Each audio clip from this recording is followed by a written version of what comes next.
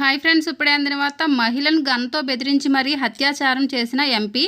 ఈ విషయాలని తెలుసుకోవాలనుకుంటే వీడియోని ఇక్కడ స్కిప్ చేయకుండా చూడండి. అప్పుడే మీకు పూర్తి ఇన్ఫర్మేషన్ అర్థమవుతుంది. అదేవిధంగా ఛానల్ ఫస్ట్ టైం చూస్తున్నట్లయితే సబ్స్క్రైబ్ చేసుకోండి, లైక్ చేయండి. లైక్ చేయడం వల్ల ఇలాంటి ఇన్ఫర్మేషన్ చాలామందికి రీచ్ చేసిన వారు అవుతాం. లేట్ చేయకుండా వీడియోలోకి వెళ్ళిపోదాం. జనతాదళ్ సెక్యులర్ నాయకుడు ఎన్డీఏ హాసన్ లోక్సభ అభ్యర్థి ప్రజ్వల్ రేవణ్ణుపై లైంగిక వేధింపులు ఆరోపణలు సంచలనం సృష్టిస్తున్నాయి. క్రిమినల్ ఇన్వెస్టిగేషన్ డిపార్ట్మెంట్ సిఐడి దర్యాప్తు చేస్తోంది.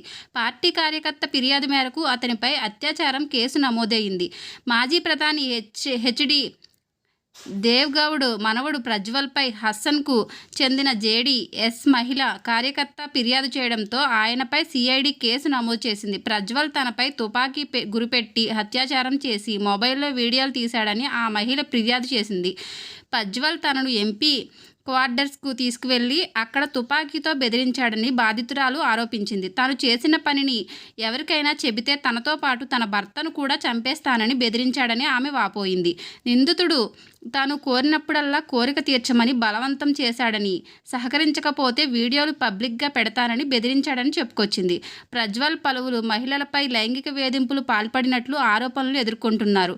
రాష్ట్ర ప్రభుత్వం ఏర్పాటు చేసిన ప్రత్యేక దర్యాప్తు బృందం సిట్ కేసు దర్యాప్తు చేస్తుంది.